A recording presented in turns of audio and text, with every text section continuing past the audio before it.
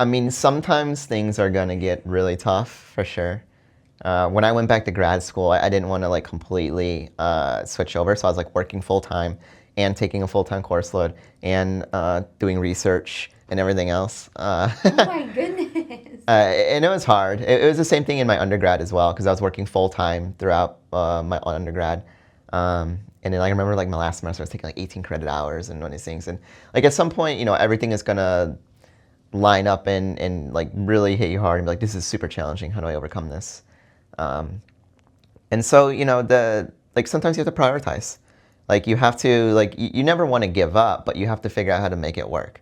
So in my case, I eventually went from full-time work down to part-time work, and then eventually I quit altogether because I found a way to support myself through like an RA funding when I was in school.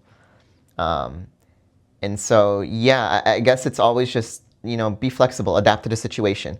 Like when things get overwhelming, don't just give up, but find a way to deal with it and overcome it.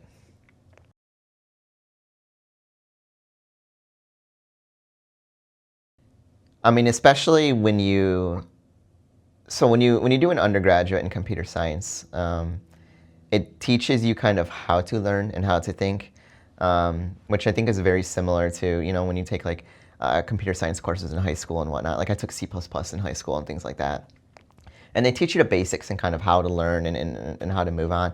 But then like once you go get an actual job in industry, it's a whole different ball game. Like now you have to do things for real.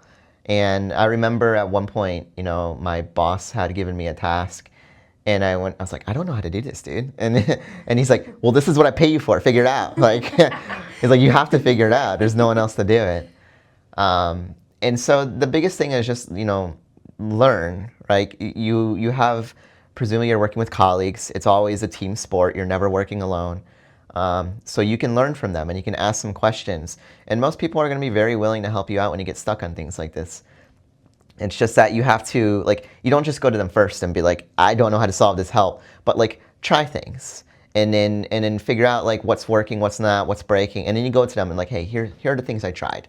Like I tried doing this because I thought this, but it didn't really work out. So then I tried this. And then they can kind of like put you on the right path. And like slowly but surely, like you will get better. And the things that were challenging before, like I remember when I was in industry, like every year, you would go back and look at your change commits from like 6 months ago. You're like, oh my God, did I write that? Like the pace of growth is so rapid. So it's, yeah, I guess, work together with your colleagues. You're never alone when you do this stuff.